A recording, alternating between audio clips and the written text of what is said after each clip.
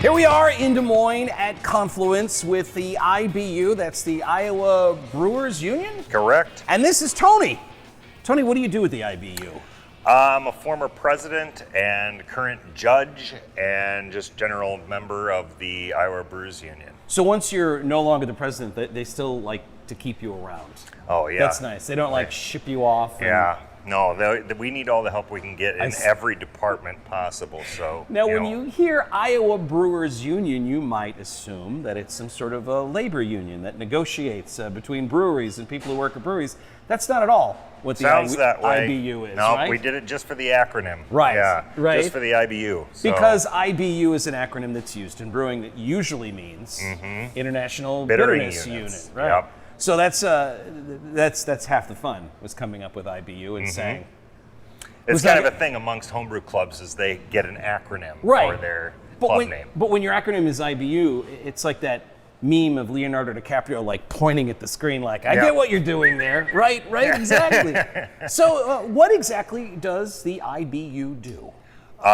We are Central Iowa's homebrew club, and our motto is advancing the art and science of homebrewing in Central Iowa. Right. So we have a meeting once a month, and in that meeting we typically have an educational topic that we go through, a miniature kind of club challenge that we do.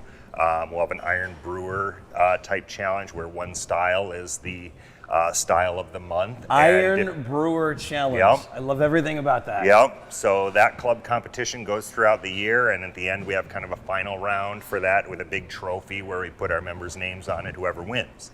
And then we have an educational topic that we talk about for our members as well, whether it's tasting, sensory analysis, or a little game involving beer knowledge.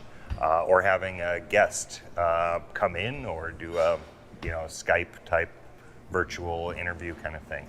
So when you're a home brewer, I mean, drinking beer is certainly a social occasion.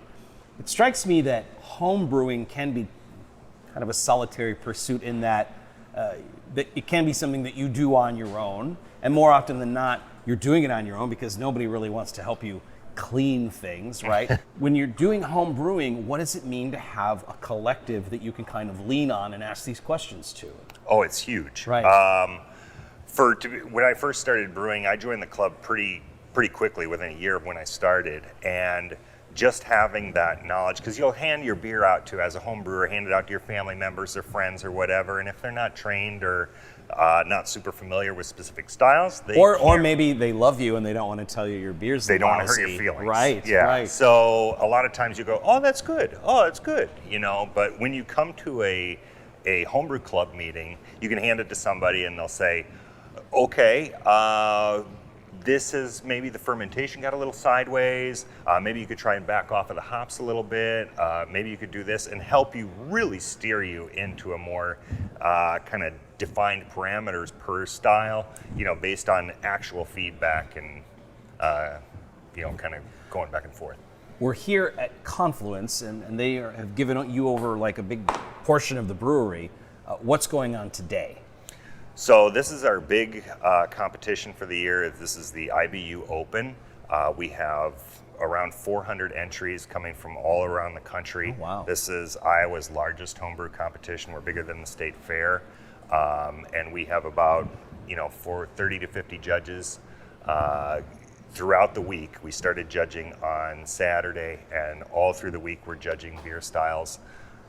And today is kind of the last session going on right now. It sounds like a rough job, but somebody has to do it, right? Yeah, everybody's like, oh, you're just drinking beer all week, but it is a lot of work. To the untrained eye, Tony, that's what it appears is happening. Yeah, right? So let me ask you, you've got beers coming in from all over the country, not just Iowa. Help me understand the process. How does the beer get here? So when we decide to release or open up the competition, we announce it several weeks in advance. Here's the date the entries will go on sale. Okay. And our particular competition sells out in less than 1 hour. And it's sold out in less than 1 hour over the last 5 years because we have excellent metals. One of the more sought after metals in the home brewing circuit. Wow. Across the country. So someone in Idaho really wants to win that medal. Correct. Someone in Florida really wants to win it because if they have the IBU medal, that's a real. Yeah. It's a really big prize. I was going to say it's a real notch on their lipstick case. But I'm thinking of Pat Benatar. She doesn't homebrew, does she? I don't know. She ought to. Yeah. So they get the beer here. How the logistics of shipping beer, and can't things kind of go sideways when you ship beer sometimes? Yeah, there are special shipping boxes that you can order, and a lot of the people do use these specialty shipping boxes specifically for bottled beer. And they send them here, and then a couple weeks ago, we break open all the packages, we scan all the entries in, they have little labels on them, we scan them all in, and then we organize them into their styles or tables that are going in, and that's how we're judging them there. So they all get boxed up and put into their table groupings, and then they bring out each table grouping as we're sitting down ready to judge. And then the judges, where do they come from? They're mostly from all over Iowa here. A lot of IBU members are judges. But we have some judges from Illinois and Nebraska that usually come out to this competition. So we appreciate all the judges that travel and help out because this is kind of the big workload. Could you ever imagine when you started this that it would be this big of a deal now? You know, what started off as like, okay, let's have a competition. When it started, I can't imagine there were people all over the country that wanted to win these medals, right?